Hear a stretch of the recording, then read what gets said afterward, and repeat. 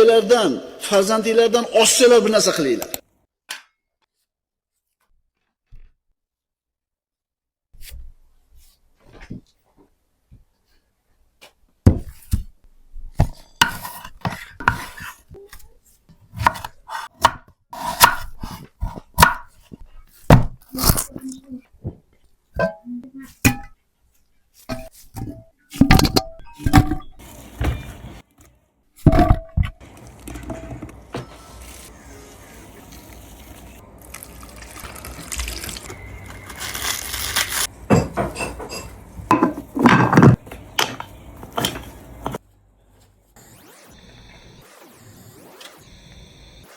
Farzandinglardan oshsalar bir narsa qilinglar. Chunki sizlar qiyomatda javob berasizlar mana shu farzandlar ustida.